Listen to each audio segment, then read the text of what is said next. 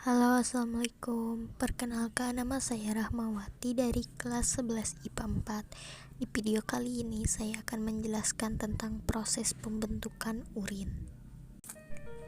Urin adalah sisa metabolisme yang diekskresikan oleh ginjal, kemudian dikeluarkan dari dalam tubuh melalui sistem perkemihan atau urinaria. Urin mengandung zat-zat yang sudah tidak diperlukan lagi oleh tubuh, sehingga harus dikeluarkan karena bisa meracuni tubuh.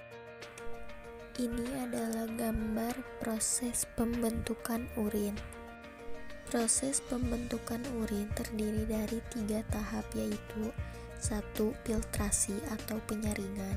Tahapan ini terjadi di badan Malpighi yang terdiri dari glomerulus dan kapsul Bowman.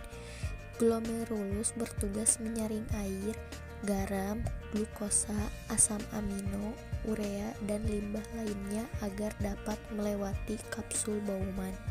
Hasil penyaringan ini kemudian disebut sebagai urin primer. Urin primer termasuk urea di dalamnya adalah hasil amonia yang sudah terakumulasi. Hal ini terjadi ketika hati memproses asam amino dan disaring oleh glomerulus. Tahap kedua adalah reabsorpsi atau penyerapan kembali. Setelah filtrasi, proses pembentukan urin selanjutnya adalah reabsorpsi, yakni penyaringan ulang. Sekitar 43 galon cairan melewati proses filtrasi, namun sebagian besar akan diserap kembali sebelum dikeluarkan dari tubuh. Penyerapan cairan tersebut dilakukan di tubulus proksimal nephron, tubulus distal, dan tubulus pengumpul. Air, glukosa, asam amino, natrium, dan nutrisi lainnya diserap kembali ke aliran darah di kapiler yang mengelilingi tubulus. Selain itu, air bergerak melalui proses osmosis, yaitu pergerakan air dari area yang terkonsentrasi tinggi ke konsentrasi lebih rendah. Hasil dari proses ini adalah urin sekunder.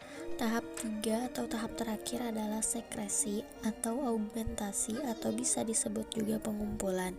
Sekresi adalah tahap terakhir dari proses pembentukan urin.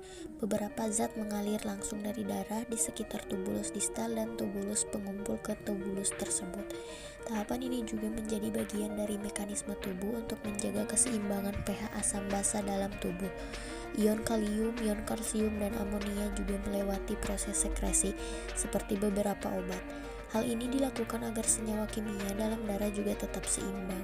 Proses ini dilakukan dengan meningkatkan sekresi zat seperti kalium dan kalsium ketika konsentrasinya tinggi. Selain itu, penyerapan kembali atau reabsorpsi juga ditingkatkan dan mengurangi sekresi ketika konsentrasinya rendah.